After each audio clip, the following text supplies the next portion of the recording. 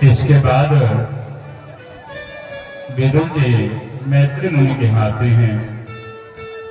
मैत्री मुनि की कुटिया में आते हैं और जैसे ही मैत्री मुनि सुनते हैं कि हमारे यहाँ विदुर जी आए हैं, दौड़ करके जाते हैं और विदुर जी को अपने अंकों में भर लेते हैं। विदुर जी दासी के पुत्र हैं, लेकिन मैत्री मुनि जाके अपने अंकों में भर लेते हैं। जाति पाति पूछई नहीं कोई, हरि को भजी सो हरि का हो। विदुर जी मैत्री मुनि से पूछते हैं कि आप ये बताइए कि संसार में जितने भी जीव जंतु मानव जितने भी हैं सब भगवान के पुत्र ही तो हैं। तो फिर जब भगवान के पुत्र हैं तो भगवान ऐसा न्याय क्यों करते हैं? किसी को सुख देते हैं और किसी को दुख देते हैं, ऐसा अन्याय भगवान क्यों करते हैं? जैसे मैत्री मुनि कहते हैं कि विदुर जी भगवान कौन कौन होते हैं किसी को सुख या दुख देने वाले? व्यक्ति जैसा कर्म करता है उसी प्रकार का फल उसे मिलता है। कौन न काहू सुख दुख परिदाता, निज कृत कर्म भोग शुभ भ्राता। व्यक्ति अपने अपने कर्मों के अनुसार सुख या दुख भोगता है। भगवान कौन होते हैं किसी को सुख या दुख देने वाले? अवश्यमेव भोक्तव्यम कृता कर्म शुभाशुभम, न भोक्ते कर्म कल्प कोटि सतैरपि। किए हुए कर्मों का फल प्रत्येक व्यक्ति को मिलता है। किसी को आज मिलता है, किसी को कल मिलेगा, और किसी का पूर्वजन्म का अगर प्रारब्ध अच्छा है तो अगले जन्म में भी उसको मिलेगा। करोड़ों जन्म उसको लेना पड़ेगा, फिर भी अपने किए हुए कर्म का फल व्यक्ति को मिलता है। एक माता जी के यहाँ मैं आज गया था। माता जी का कहना था कि महाराज जी मैं अपने जीवन में सिर्फ दुख ही दुख पाई हूं। ऐसा क्यों?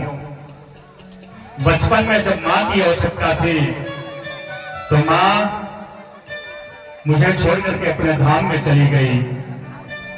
जब पति का आवश्यकता था तो पति अपने धाम में चले गए, स्वर्ग में चले गए। और जब भी मैं भगवान की पूजा करती हूँ, मैं नित्य प्रतिदिन भगवान की पूजा करती हूँ, फिर भी मुझे दुख क्यों? इस संसार में तीन कारणों से व्यक्ति दुखी होता है। तीन कारण होता है जिसके चलते व्यक्ति दुखी होता है। प्रथम दुखी कर्म के चलते। अगर हमारा कर्म गलत है, अगर हमारा कर्म गलत है तब हमें दुख मिलता है। काल और दूसरा काल। अगर किसी का समय गलत चल रहा है, किसी के ग्रह नक्षत्र अगर गलत चल रहे हैं, खराब है, कुंडली में ग्रह नक्षत्र अगर खराब है तब उसको दुख होता है। और तीसरा होता है स्वभाव। तीसरा होता है स्वभाव। स्वभाव के कारण भी लोग दुखी रहते हैं। कर्म अगर हमारा खराब है, अगर हम दुख पा रहे हैं, अगर हम अपने कर्मों में सुधार कर लें तो हमें सुख की प्राप्ति होगी।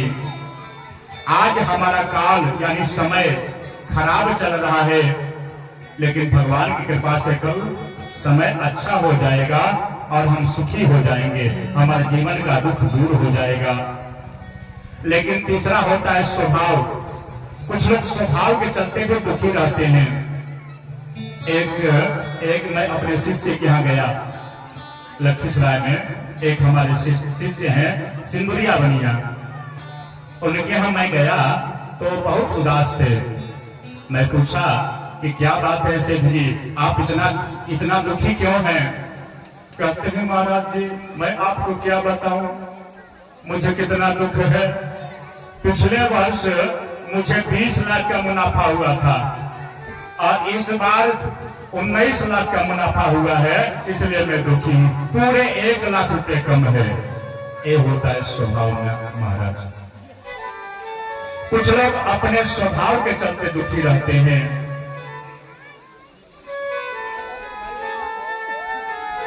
हम मानते हैं कि आप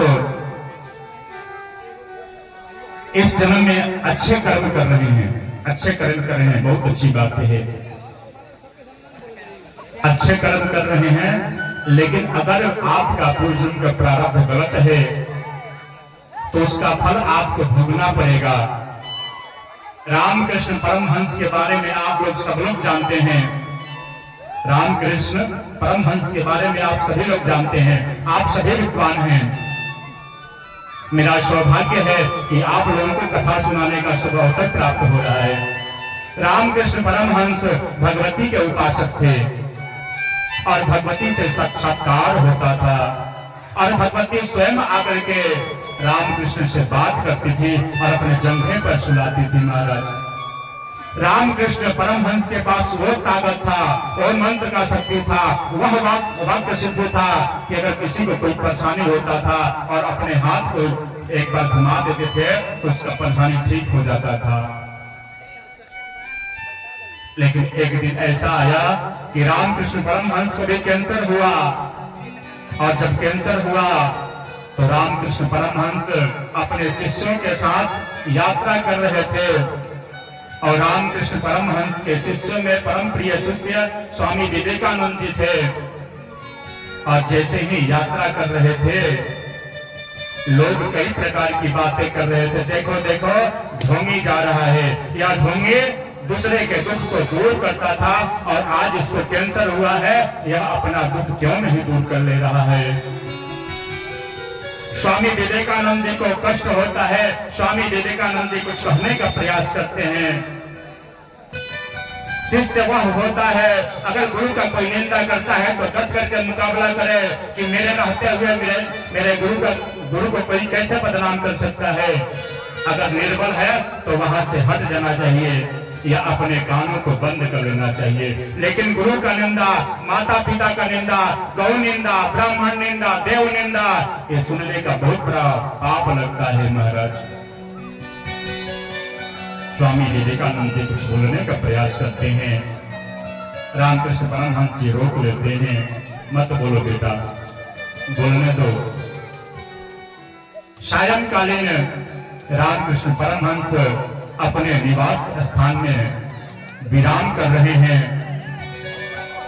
उसी समय स्वामी विवेकानंद जी जाते हैं और रामकृष्ण परमहंस के चरणों को दबा रहे हैं और कहते हैं गुरुवर, आपको तो भगवती से साक्षात्कार होता है, आप पूछिएगा कि आप अपने जीवन में सदैव सबका उपकार ही किए थे, फिर आपको कैंसर क्यों हुआ।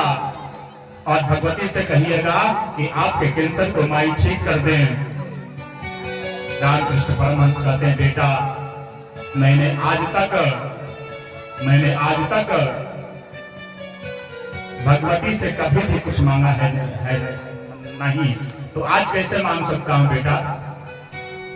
रामकृष्ण परमहंस को कसम दिलाते हैं स्वामी विवेकानंद जी, कहते हैं कि आज आपको भगवती से पूछना पड़ेगा कि आपको कैंसर क्यों हुआ और भगवती आपके कैंसर को ठीक कर दें।